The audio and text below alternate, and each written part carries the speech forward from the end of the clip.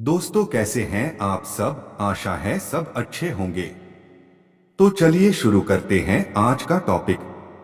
दोस्तों, बहुत दिन से आप सब ये सुन रहे होंगे, एक देश एक चुनाव। तो चलिए इस वीडियो में जानते हैं कि आखिर क्या है ये एक देश एक चुनाव। एक देश एक चुनाव इस धारणा पर आधारित है कि देश की लोकसभा और राज्यों के सभी विधानसभाओं के चुनाव एक साथ होने चाहिए। इस धारणा के पक्ष और विपक्ष दोनों में अपने अपने तर्क है। कुछ राजनीतिक पार्टियां इसे सही मानती है, जबकि कई इसके विरोध में हैं। दोस्तों, एक देश एक चुनाव का इतिहास बहुत पुराना है। आइए जानते हैं।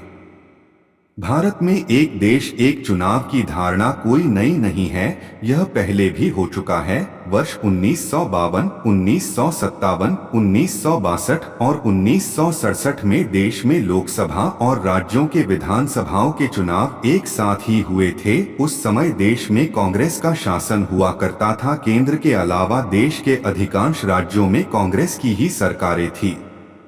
वर्तमान में भारत में चुनाव का समय।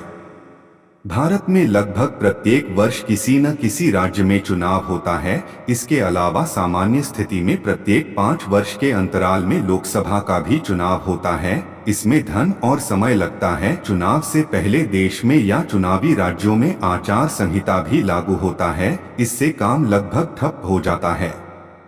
आचार संहिता क्या होती है? चुनाव से पूर्व एक निश्चित समय के लिए चुनाव आयोग द्वारा राजनीतिक पार्टियों और उम्मीदवारों के लिए एक आदर्श नियम जारी किए जाते हैं।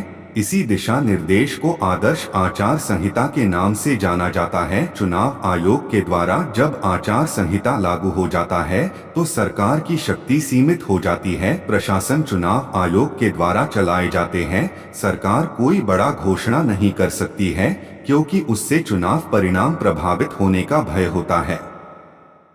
भारत निर्वाचन आयोग के अनुसार आदर्श आचार संहिता राजनीतिक दलों और अभ्यर्थियों के मार्गदर्शन के लिए निर्धारित किए गए मानकों का एक ऐसा समूह है जिसे राजनीतिक दलों की सहमति से तैयार किया जाता है। एक देश एक चुनाव के पक्ष में संसदीय समिति द्वारा पेश किए गए रिपोर्ट के अनुसार, यदि देश में एक ही बार में सभी प्रकार के चुनाव संपन्न होते हैं तो इससे न केवल सरकारी खर्च पर कम बोझ पड़ेगा, बल्कि इसके साथ ही राजनीतिक दलों के द्वारा लगाए गए खर्च में भी कटौती होगी। इसके साथ ही मतदाताओं की चुनाव के प्रति बढ़ती उदासीनता में भी कमी आएगी और वोट प्रतिशत में वृद्धि होगी। इससे वे लोग भी वोट करने के लिए आगे आएंगे जो वोट करने में उदासीन रहते हैं। एक देश एक चुनाव के फायदे। एक देश एक चुनाव से बार बार चुनावों में खर्च होने वाली धनराशि बचेगी। इसका उपयोग देश की जनता के विकास कार्यों में लगाया जा सकता है, जिससे देश की अर्थव्यवस्था मजबूत होगी। कई देशों में विकास को गति देने के उद्देश्य से यह व्यवस्था अपनाए हुए हैं। देश में होने वाले चुनावों पर होने वाले खर्चों में लगातार बेतहासा वृद्धि हो रही है।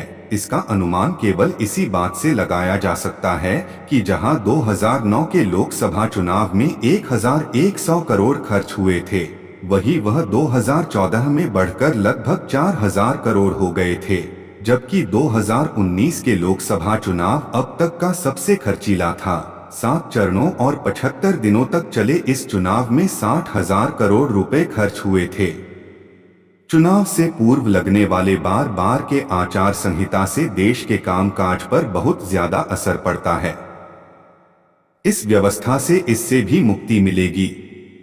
एक देश एक चुनाव के नुकसान।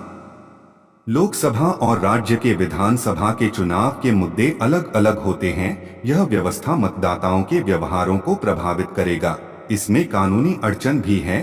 एक देश एक चुनाव में संवैधानिक बाधा भी है। यदि सरकार को देश भर में एक साथ चुनाव कराने हैं तो सबसे पहले संविधान में संशोधन करना होगा। राज्य विधानसभाओं के कार्यकाल को लोकसभा के साथ करने के लिए राज्य विधानसभाओं के कार्यकाल को या तो घटाना होगा अथवा उन्हें बढ़ाना होगा, जिसके लिए कुछ आवश्यक संवैधानिक संशोधनों की आवश्यकता है।